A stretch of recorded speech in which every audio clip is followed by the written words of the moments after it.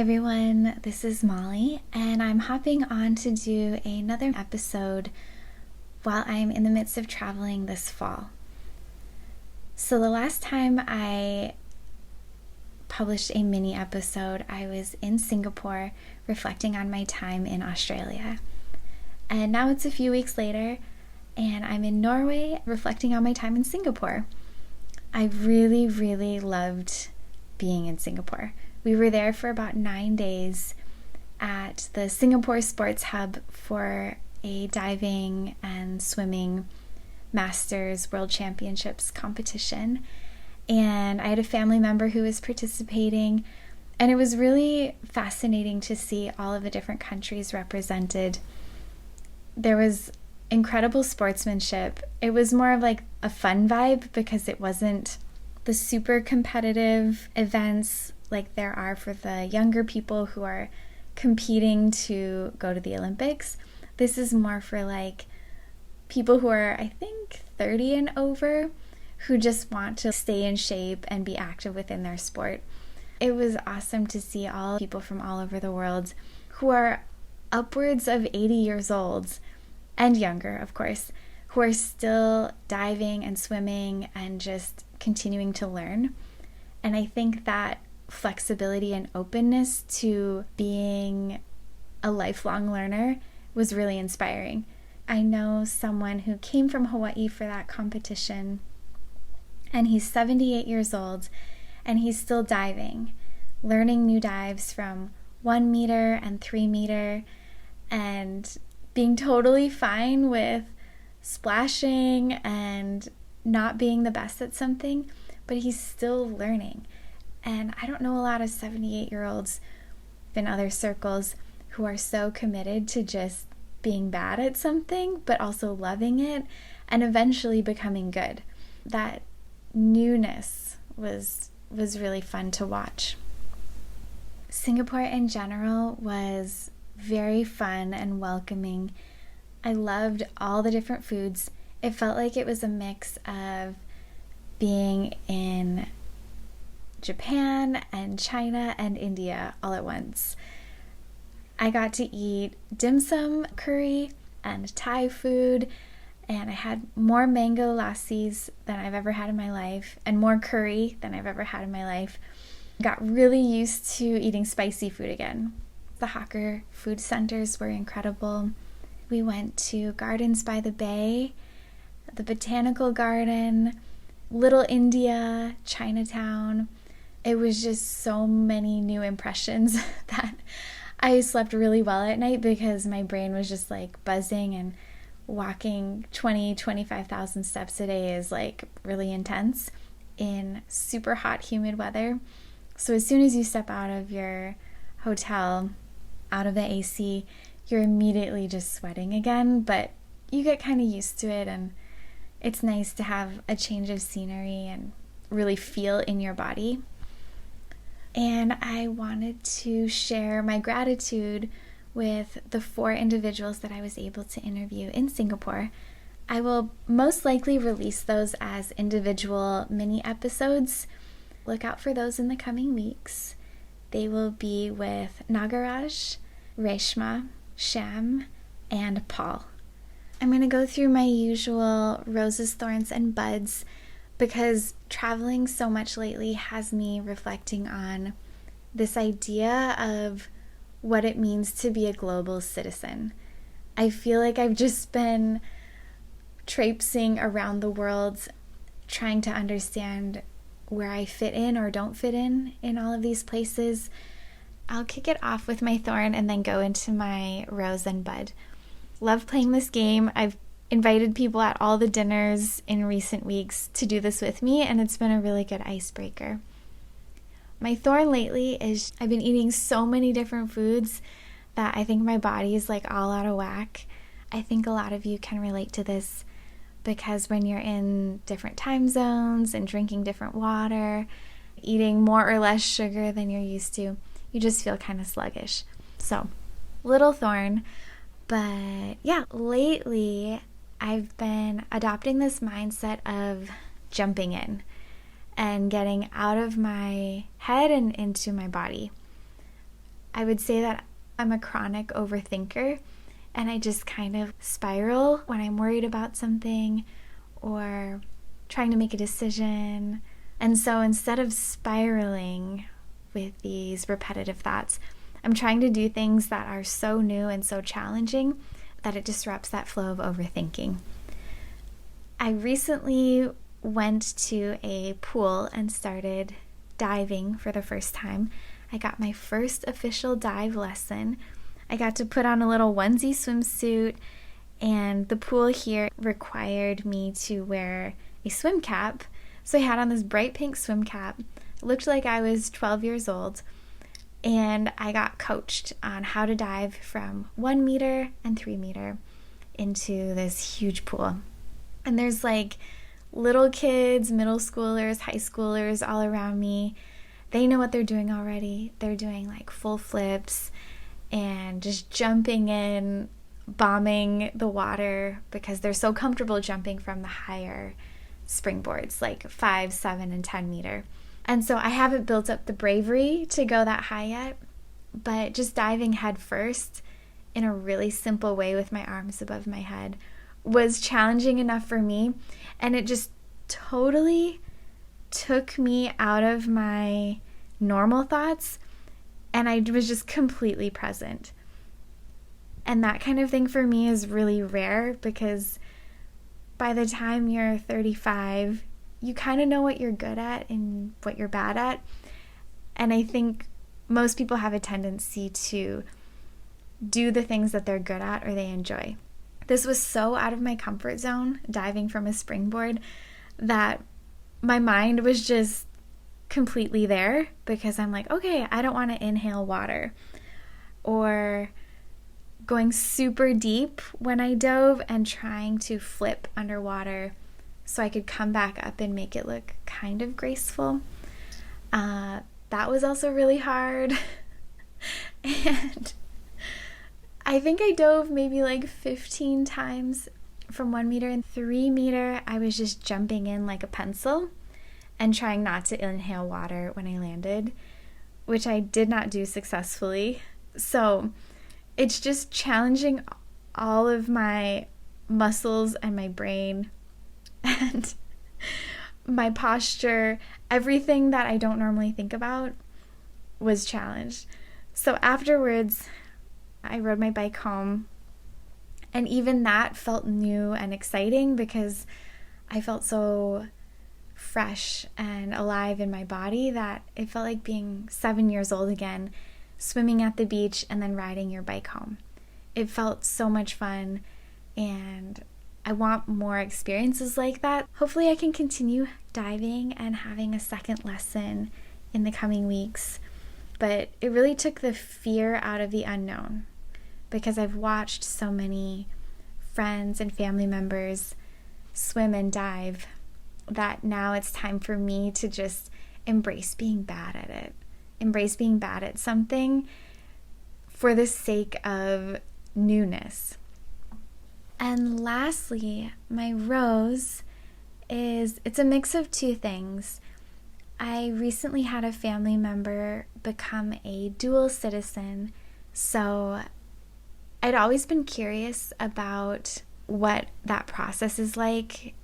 This is a reflection on global citizenship, and it's a mix of the American oath ceremony that I went to, and also the Norwegian elections today and reflections on equality. So I'll maybe toggle between those two things, but I'll start off with the oath ceremony. I think many of us have seen or heard in movies or mainstream media about when people become American citizens, and they have these little American flags and they say an oath, and then they do a test and they are American. And so my family member, after a really long immigration process that took 5 years, for other people it can take even longer depending on the type of visa or work situation or family situation that you're in. But we went through a really, really long process to get to the oath ceremony portion. Just, years of paperwork, interviews, and tests, sharing proof of everything. It was just such a long process. But we finally made it 5 years later. The oath ceremony was in one of the immigration offices in downtown Honolulu. It was the first time I went into this agency and there was a long line of people. We stepped out of the elevator and it was like being at the airport. There were probably 60 people in line going through security because it's a federal building. And it was treated like airport security. So we had to take off our belts and all the things, show our purses. But I had this moment where I almost choked up because it was so emotional being in line with all of these people, all of these families that have gone through a grueling immigration process. For anyone who has been through the immigration process in the U.S. or is currently going through it, it's a ton of work, a lot of accountability, and again, so much paperwork. But I can't even imagine the amount of commitment it takes for multiple family members to go through it simultaneously. But as we're standing in line, there's people from Tonga, Spain, the Philippines, Ukraine, Russia, China, Mexico, all in line around us, and all of them were there for the oath ceremony. I was just reflecting on how each person has a specific story of, first of all, why they're coming to the U.S., why they want to become a citizen, and how they're going to celebrate and contribute to society. Many of them are coming because of a family member, and they just want to be with their loved ones, the way we all want to be with our loved ones. And so we go through security, and then we all sit in this open room. They read off all the names of every single person. There were, I think, 46 people naturalizing and 19 countries represented. And as they read the list off, they saved the Philippines for the last because in Hawaii, the largest group of immigrants, at least in that specific ceremony, was from the Philippines. So everyone was cheering. There were kids, there were spouses, colleagues, grandparents. It was just like this really happy celebratory energy. There were people wearing bright red pants and pinstriped blue and white tops, people wearing American flag ties, all sorts of outfits, even traditional wear from their home countries. It was a very special experience that I felt like I got a little glimpse into because I never thought I'd be able to participate in one of those. So I'm incredibly grateful for finally having that culminating moment where all these people who recently had their interviews get to celebrate together and see one another. Who else is becoming an American citizen? What are their stories? I'm really glad that I got to see the behind the scenes of how it all worked. Being at that oath ceremony made me really proud to be a global citizen. All of these people from around the world are standing there alongside me, so excited to become American so that they can be with their families and pursue a better life, whether it's through a job or just to be together with their loved ones. And so I wrote out a definition of what I feel global citizenship is. To me, it is honoring the lived experiences of other people and allowing them to pursue their own purpose and well-being, while also pursuing your own purpose and well-being, but not at the detriment of others.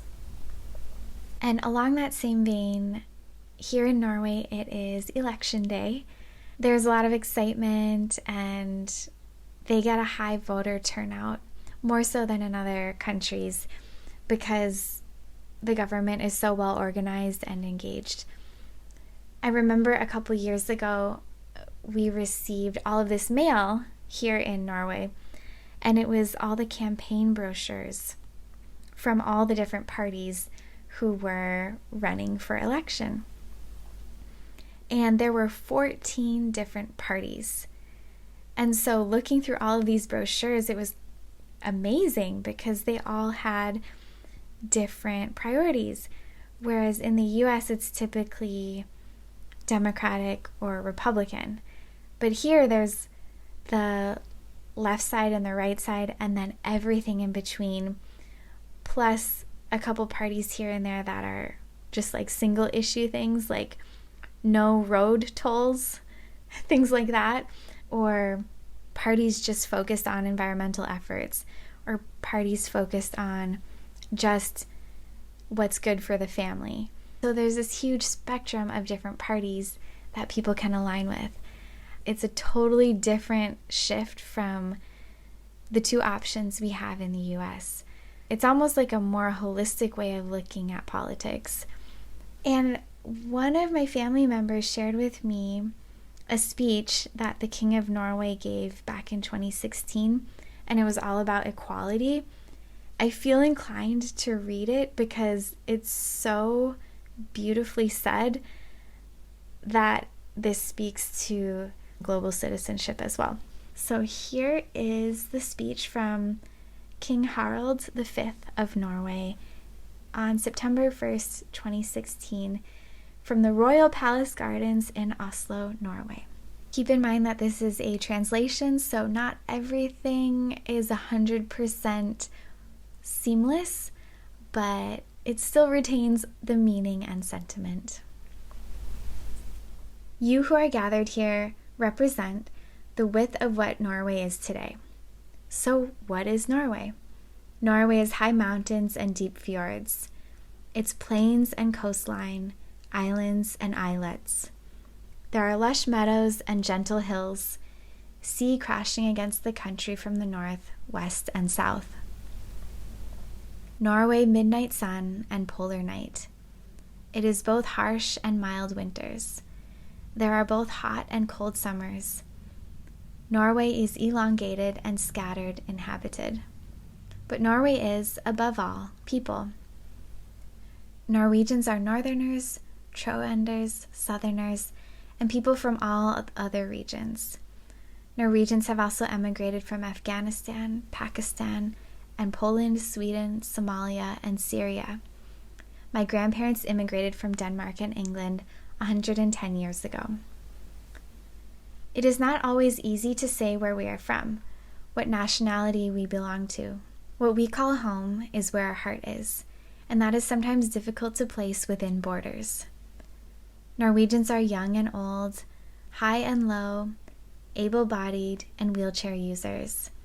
An increasing number are over 100 years old. Norwegians are rich, poor, and in between. Norwegians like football and baseball, climb mountains and sail, while others are most fond of the sofa. Some have good self-esteem, while others are struggling to believe that they are good enough as they are. Norwegians are working in shops, hospitals, and oil platforms. Many Norwegians work to keep us safe, and many work to keep the country clean of garbage and looking for new solutions for a green future. Norwegians farm the land and are engaged in fishing. Norwegians research and teach. Norwegians are engaged youth and experienced old. Norwegians are unmarried, divorced, families, and old couples. Norwegians are girls who love girls, boys who like boys, and girls and boys who are fond of each other. Norwegians believe in God, Allah, and everything and nothing. Norwegians like Grieg and Kygo, Hellbillies, and Kari Bremnes. In other words, Norway is you. Norway is us. When we in our national anthem sing, "Yes, we love this country," we must remember that we also sing about each other, for it's we who make up the country. Therefore, our national anthem is also a declaration of love to the Norwegian people. My greatest hope for Norway is that we are able to take care of each other, that we in the future are going to build this country on trust, fellowship, and generosity, that we shall know that we, despite all of our differences, are one people, that Norway is one. And on that note, mahalo for tuning in, and please enjoy the upcoming episodes. I have a lot of new and exciting things coming up in the future months. I'm going to be launching a website, as well as a few ways to get more involved. And so be on the lookout for those things, and I'll be sure to mention them in future episodes. Have a beautiful rest of your September, and take care.